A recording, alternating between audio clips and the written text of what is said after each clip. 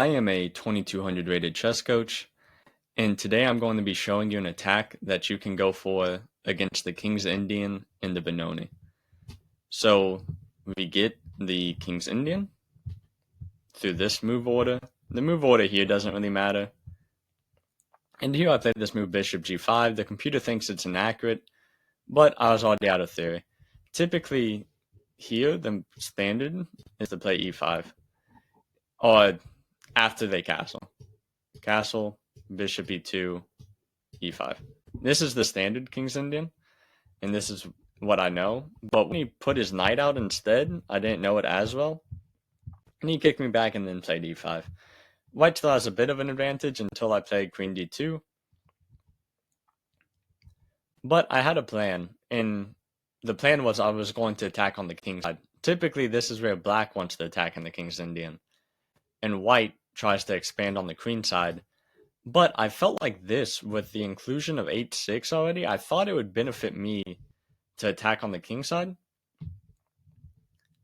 So I locked the center, and I played G4. Obviously, I'm not going to castle anymore.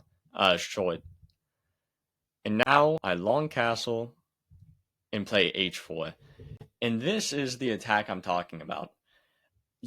Most of the time, you're going to learn to expand on the Queen side against the King's Indian, but you don't have to. And this is only something that I've learned recently.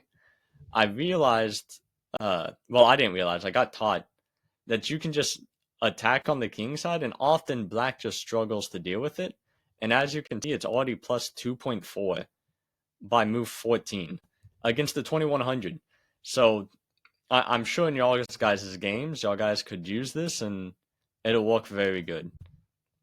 So they play H6, trying to play for B5 and get counterplay. I take, they take. And even though this is bad, this was still their best practical chance, just because they now have some sort of open files against my king. So I think it made sense what they did. And here the computer found something ridiculous, which was knight G5, and if they take, I take. This is obvious. Whenever they put a piece here, okay, they just lose a piece. But the crazier part of that, I saw this move. What I didn't see was after they put their king back, you give up the knight again, and here you play H5. And yeah, this is what I missed. This is a brilliant move. If I was to find this, it would probably be one of the best attacking games of my life.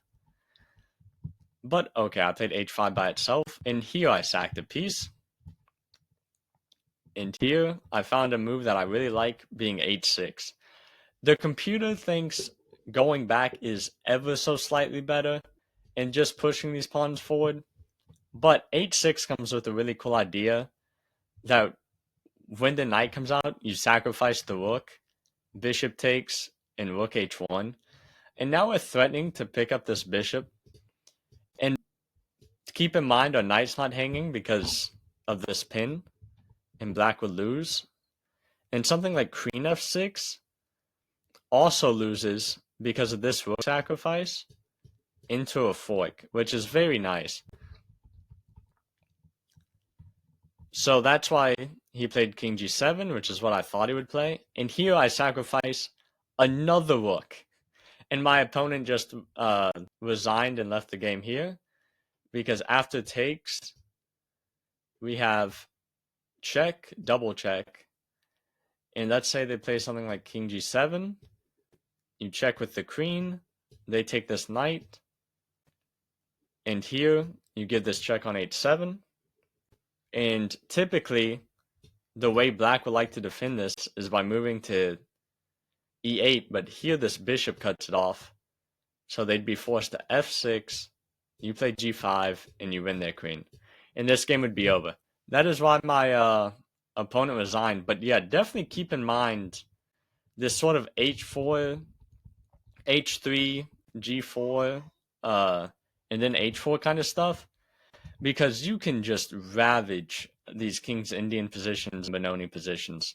And yeah, I hope y'all guys learned something. If y'all guys want one-to-one chess coaching, check the link in the description, and I'll see y'all guys in the next one.